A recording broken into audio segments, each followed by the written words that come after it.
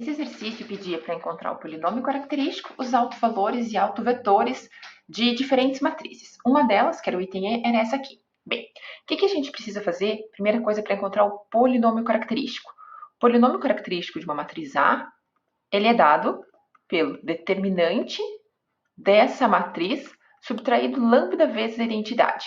Por que é isso? Esse é um polinômio cujas raízes vão ser justamente os autovalores da matriz. Por isso que a gente está procurando esse polinômio. Mas vamos calcular ele. Então, ele vai ser o determinante de que matriz? Vai ser essa matriz A que eu tenho aqui, subtraído lambda vezes a identidade. Como a identidade tem elementos não nulos apenas na diagonal, que valem 1, o que vai acontecer é que o resultado dessa matriz vai ser a matriz A subtraída lambda na diagonal. Ou seja, vai ser 2 menos lambda na primeira entrada, menos 2, 3, 0. 3 menos lambda, menos 2, 0, menos 1, 2 menos lambda. Então, vamos calcular o determinante dessa matriz, vai ser 2 menos lambda vezes 3 menos lambda vezes 2 menos lambda, primeira diagonal, menos 2 vezes 0, vai ficar 0, 3 vezes 0 vezes 1 vai ficar 0. No sentido contrário, vou ter 0 vezes 3 menos lambda vezes 3, que vai dar 0, menos 1 vezes menos 2 vezes 2 menos lambda, que então vai ficar menos 1 vezes menos 2 vai dar 2, 2 vezes 2 menos lambda. E foi esse. Agora 2 menos lambda vezes 0 vezes menos 2, que vai dar 0. Ou seja, eu fiquei com... eu posso abrir toda essa conta, tá? Ou posso já manipular aqui de forma conveniente. Eu já vou manipular de forma conveniente. Eu vou escrever o 2 menos lambda em evidência, vezes. Aqui o 2 menos lambda aparece multiplicado por 3 menos lambda vezes 2 menos lambda. E aqui ele aparece multiplicado por 2. Por que eu deixei dessa forma? Porque dessa forma eu já estou com um produto que é muito fácil de eu visualizar a raiz. Mas, se preferir abrir, não tem problema. Então, se fizer as contas aqui, vai chegar no seguinte polinômio. Menos lambda ao cubo, mais 7 lambda ao quadrado, menos 14 lambda, mais 8. Ok, das duas formas, eu tenho o polinômio característico, tanto dessa forma ou como dessa forma mais bonitinha, vamos dizer assim. Então, a primeira parte, quero achar o polinômio característico, ok. A segunda coisa que ele me pedia são os autovalores. Quem que vão ser os autovalores? Vou só escrever aqui, né? Polinômio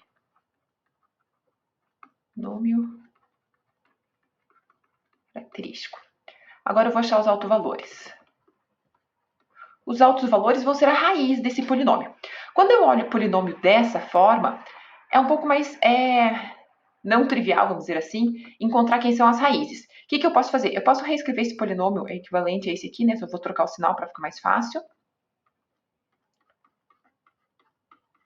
Opa, agora eu troquei o sinal aqui. Mais 14 lambda, menos 8, ok? Como que eu posso achar as raízes desse polinômio? É um polinômio de terceiro grau, não é tão fácil quanto o polinômio de segundo grau, né? Eu posso usar as relações de Girard, ou então, como aqui eu estou já com o coeficiente 1 aqui, eu sei que candidatos à raiz são os divisores do termo independente. Então, por exemplo, mais ou menos 1, mais ou menos 2, mais ou menos 4, mais ou menos 8, são candidatos à raiz. Aí eu posso testar, por exemplo, vou lá e calculo o polinômio menos 1.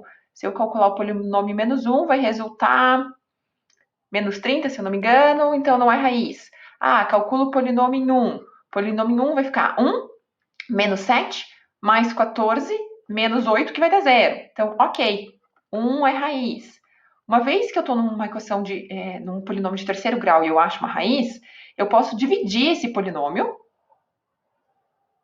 ou seja, pegar lambda ao cubo menos 7 lambda ao quadrado mais 14 lambda menos... 14 lambda menos 8, dividir por lambda menos a raiz, que eu já sei que é, lambda menos 1. Aqui vai ficar primeiro lambda ao quadrado, vou fazendo as continhas e tal, vai acabar que aqui vai resultar lambda ao quadrado menos 6 lambda mais 8, ok? Se alguém tiver dúvida de como fazer esse processo, qualquer coisa me pergunta ou procura por fatoração de polinômio, não tem problema nenhum. O que isso quer dizer? Que eu posso escrever esse polinômio como sendo lambda menos 1, que é esse valor aqui, vezes esse aqui, né? lambda ao quadrado menos 6 lambda mais 8, ok? E daí aqui eu caio numa equação de segundo grau que eu consigo resolver e achar as raízes. Mas observa que nesse caso aqui, eu não precisava ter vindo por esse caminho. Esse é um caminho válido, não tem problema nenhum. Mas, de fato, dessa expressão aqui, já era mais fácil eu achar os polinômios, eu achar as raízes, né? Porque se meu polinômio está na forma 2 menos lambda vezes alguma coisa, 3 menos lambda, 2 menos lambda menos 2, eu já sei que lambda igual a 2 é uma raiz, ok? E as outras raízes vão ser dadas por esse outro polinômio de segundo grau, que vai ficar na forma x, fazendo a conta aqui, né? Vai ficar x, não, lambda ao quadrado menos 5 lambda mais 4, ok? De qualquer jeito, vou cair numa equação de segundo grau. Resolvendo aqui por Bhaskara, não vou apresentar todas as contas, você vai obter que lambda igual a 1 e lambda igual a 4 são raízes.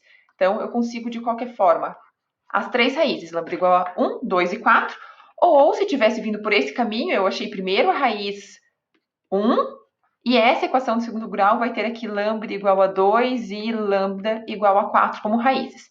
Das duas formas, eu chegaria nesses mesmos três autovalores, ok? Ou seja, meus autovalores são lambda igual a 1, lambda igual a 2 e lambda igual a 4. Eu só quis ressaltar que nem sempre vale a pena você abrir o polinômio característico até ficar nesse formato mais usual de polinômio, porque às vezes antes ele já está num formato que é mais fácil de encontrar as raízes. Mas nem sempre isso acontece, tá? Nem sempre você chega num produto de alguma coisa menos lambda ou lambda menos alguma coisa para conseguir obter facilmente quem são as raízes, tá? Às vezes não tem jeito, tem que calcular o polinômio de terceiro grau mesmo, tá? Ok. Por fim, o exercício me pedia também os autovetores, ou seja, para cada um dos autovalores, eu vou ter que calcular os autovetores. Deixa eu tentar ver se eu consigo fazer caber aqui do ladinho, tá? Vamos calcular pelo menos um deles aqui. O que eu vou precisar fazer? Para cada um daqueles três que eu peguei, lambda igual a 1, lambda igual a 2 e lambda igual a 4. O que eu vou ter que fazer? Vou ter que resolver A menos o específico lambda vezes a identidade, vezes XYZ, né? Igual a nulo. Ou seja, eu vou estar interessado para achar os autovalores em descobrir quem são as soluções do sistema linear homogêneo dessa forma para cada lambda, ok? E isso são os meus autovetores, tá? Só que observe o seguinte, esse sistema aqui, para cada um desses lambdas que eu peguei, eu tenho certeza que esse sistema tem infinitas soluções. Por quê? Porque eu impus que essa matriz toda aqui, A menos lambda I, tivesse determinante zero, né? Esses são os lambdas que fazem esse determinante ser igual a zero. Ou seja, que tornam essa matriz não invertível, por ser uma matriz quadrada do sistema linear homogêneo, eu sei que isso implica que o sistema vai ter infinitas soluções, ok? Bem, vamos achar quem essas soluções. Vou fazer primeiro no caso lambda igual a 1. No caso lambda igual a 1, o meu sistema vai ficar como? Minha matriz vai ser 2 menos 1, 1, menos 2 e 3, 0, 3 menos 1 fica 2, menos 2, 0, menos 1 e 2 menos 1 fica 2. Isso vezes x, y, z tem que dar igual o nulo, ok? Ou seja, vou descrever na forma de sisteminha aqui já, x menos 2y mais 3z é igual a zero, 0x mais 2y menos 2z igual a zero, e menos x, opa, aqui eu escrevi errado, né? Era 2 menos 1, aqui ficou 1, tá? E menos y mais z igual a zero. Observem que, de fato, essas duas equações últimas aqui são redundantes, né? As duas estão me dando a mesma informação de que y e z têm que ser iguais, ok? As coordenadas y e z têm que ser iguais. E a coordenada x? Bem, a coordenada x vai ter que ser igual a mais 2y menos 3z, ok? Da primeira equação. Ou ainda, como y e z são iguais, vai ficar, vou deixar tudo em função de z, por exemplo, vai ficar 2z menos 3z, que vai ser menos z. Ok?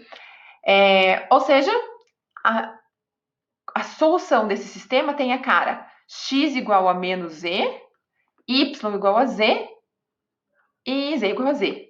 Ou seja, posso escrever ainda z vezes 1, 1, 1. Isso quer dizer que qualquer solução nessa forma, qualquer vetor nessa forma, é solução desse sistema linear. Isso quer dizer que qualquer cara nessa forma é alto valor? Quase, tá? Então, para lambda igual a 1, qualquer elemento nessa forma com z não nulo é alto vetor. Por que eu exigi z não nulo? Porque para ser alto vetor nunca pode ser nulo, tá?